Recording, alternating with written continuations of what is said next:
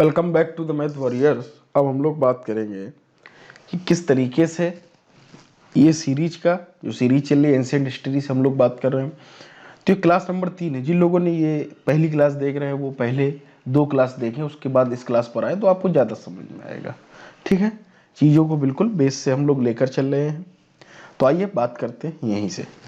Question number 61 हम लोग कर चुके हैं, अभी तक 60 तक क्वेश्चन कर चुके हैं। ठीक है, तो चारों वेदों को क्या कहा जाता है? संहिता कहा जाता है। ठीक है, पहला प्रश्न, भारतीय संगीत का जनक किस वेद को माना जाता है? सामवेद को। ठीक है, सामवेद को भारतीय संगीत का जनक माना जाता है और जादू टोना अथर्ववेद में होता है। ठीक है, ये आप यहाँ पर भी देख सकते हैं।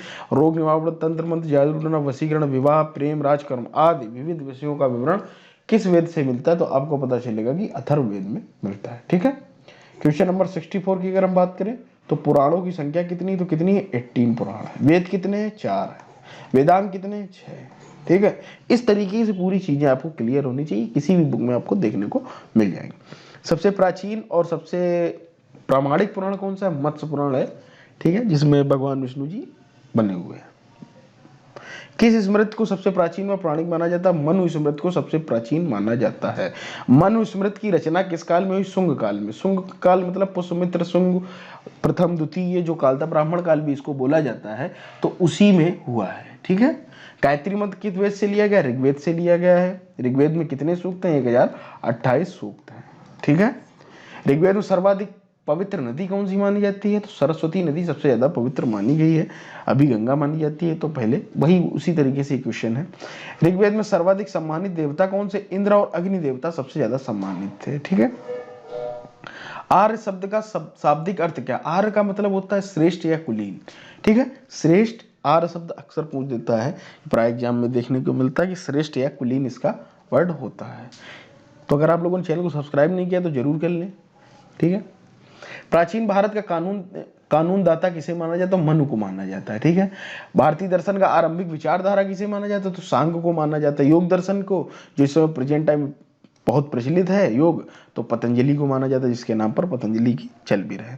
प्राथमिक दशराज युद्ध किस नदी पर लड़ा गया? परशुनी रावी नदी पर लड़ा गया। ठीक है, कन्या का बलपूर्वक अपहरण करके विवाह के क्रम होते हैं। ठीक है, उसी में यह है क्रम कि कन्या का बलपूर्वक अपहरण करके उसके साथ किया गया विवाह क्या कहलाता है? राक्षस विवाह कहलाता है। ठीक है, क्या कहलाता है? विवाह का एक रूप है, राक्षस विवाह कहलाता है। तमिलों के सबसे प्राचीन देवता मुरुगन, आपने सुना भी होगा कि मुरुगन देवता सबसे ज्यादा विष्णु जी होते हैं। ये भी चोल वंश का प्रमुख केंद्र तंजौर था। ठीक है, पांडव वंश का प्रमुख केंद्र मदुरई था। प्रथम शताब्दी में पांडवों ने अपनी राजधानी बनाई मदुरई। व्याकरण की तरह से संगम युग, जब संगम हो गया 16वें महाजनपद में, संगम युग की सर्वाधिक महत्वपूर्ण रचना कौन थी? तोलकापियम थी। किसमें? 16 जनपदों की सूची उपलब्ध है, अंगुत्तर निकाय में उपलब्ध है। ठीक है, अब आ जाते हैं हम लोग हर्यक वंश पर, 83 क्वेश्चन पर, कि हर्यक वंश के किस शासक को कुड़िका कहा जाता था? तो अजात शत्रु को कुड़का कहा जाता था। किस शासक ने गंगा सोन नदियों के संगम पर पाटलिपुत्र नामक नगर की स्थापना की थी? उदाहीन ने की थी। किसने भाई की थी? उदाहीन ने। नंदवंश का संस्थापक महापदनंद। ठीक है, ये हो गया। किस शासक द्वारा सर्वप्रथम पाटलिपुत्र को राजधानी बनाया गया? तो उदयन द्वारा बनाया गया। उदयन ने ही इस नगर की स्थापना की और इन्हीं ने जो है राजधानी इसको बनाया। ठीक है, मगध का कौन सा राजा सिकंदर महान के समकालीन था? तो घनानंद था। ठीक, नंदवंश का अंतिम शासक कौन था? घनानंद। इसको विष्णुगुप्त जो चाणक्य थे, चंद्रगुप्त मौर्य ने हराया था। ठीक है, सहायता से। कल्पसूत्र की रचना किसने की थी? भद्रबाहु ने की थी। बिंबिसार किस वंश के राजधानी? हर्यक वंश से। ठीक है, बिंबिसार किसने मारा? अजातशत्रु ने। अजातशत्रु भी मारा गया था अपने बेटे के द्वारा। ठीक है, इस तरीके से ये पैटर्न रहा। 90 क्वेश्चन हो चुके हैं। आज की क्लास को यहीं रखते हैं, एक बार क्विक रिवीजन करते हैं, बस आप सुने और समझे। चारों वेदों को क्या कहा जाता? संहिता कहा जाता। भारतीय संगीत के जनक किस वेद को माना जाता? सामवेद को माना जाता। रोग निवारण तंत्र मंत्र अथर्ववेद को माना जाता। पुराणों की संख्या कितना? 18 है। वेद कितने? 4 है। वेदांत कितने? 6 है। सूक्त कितने हैं? ऋग्वेद में 1028 सूक्त हैं। ठीक है, प्राचीन सबसे प्राचीन एवं प्रामाणिक पुराण किसे माना जाता है? तो मत्स्य पुराण को माना जाता है। किस स्मृति ग्रंथ का सबसे प्राचीन व प्रामाणिक माना जाता है? मनु स्मृति को सबसे प्रामाणिक माना जाता है।